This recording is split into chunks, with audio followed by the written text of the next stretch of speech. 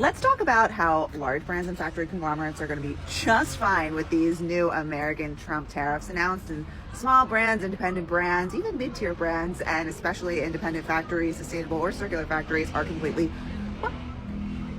And if you're new here, I'm Cassandra. I'm the founder and designer of Sieme brand, Upcycled luxury accessories handcrafted here in Italy. Before this, I worked for many years in New York as a designer. I have worked for couture brands, I have worked for luxury brands, I have worked for mall brands and mid-tier brands. I have consulted for factories. I have traveled to factories all over the world and worked with them. I have worked in factories for factories.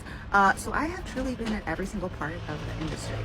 So yesterday, when I was spiraling down the internet rabbit hole of all of the publications, the Instagram posts, the TikToks, the LinkedIns, the emails, the New York Times updates, et cetera, business and fashion updates about what these new tariffs were, I saw so many comments of people being like, well, at least this is really going to stifle fast fashion and finally claw back like the hold that fast fashion has on the fashion industry and on consumers in general.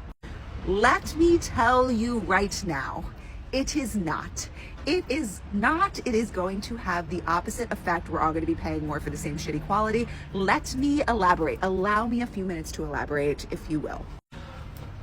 Large brand companies that own a portfolio of brands tend to work with large factory conglomerates, which are factory groups that own a bunch of different factories, usually spanning a few different countries at least. And they tend to work on contracts, which means that every year the brand portfolio group is guaranteeing a certain amount of money spent per year on the production for each brand. And this can usually have a range, but that's generally how it works out. So the factory knows for that company, they're going to place $50 million worth of production with us spanned out over these brands. And it's going to be approximately this many goods. Now, again, this can change a little bit depending on how good or bad the season is, but overall, there's kind of an understanding and a contractual agreement.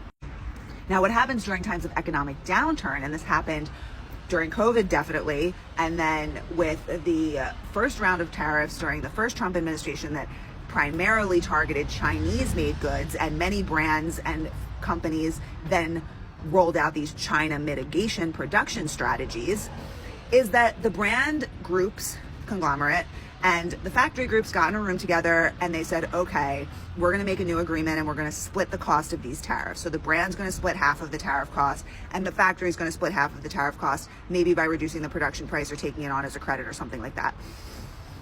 They're basically both agreeing to absorb it. However, the brand has the possibility to pass those additional costs on to the end consumer. The factory doesn't really have the possibility to pass those additional costs on to the end consumer because their consumer is the brand. So where do they usually make up the money? Unfortunately, they make up the money by paying people less, because ultimately all of these policies always negatively affect the most vulnerable people in that population, because that's just how this shit works. Or the factory will honestly agree to keep the business because they want to keep the business for when this policy or the economic downturn inevitably, turns back up. And, they're going to ride out the storm and not make any profit, but at least they're able to keep their doors open, they're able to keep people employed, and they're able to keep working and keep the factory lines going. Who does not have the ability to make these kinds of agreements during economic downturns or insane trade wars brought on by one particular human being who doesn't understand how international trade policy works? If you've guessed small brands, even mid-sized brands, independent factories, independent brands, you would be correct. Especially independent factories out there who are focused on sustainable or regenerative production or circular production or any of those niches, they definitely are going to be most affected, because also whenever prices need to be cut and costs need to be reined in, sustainability is always the first thing to go.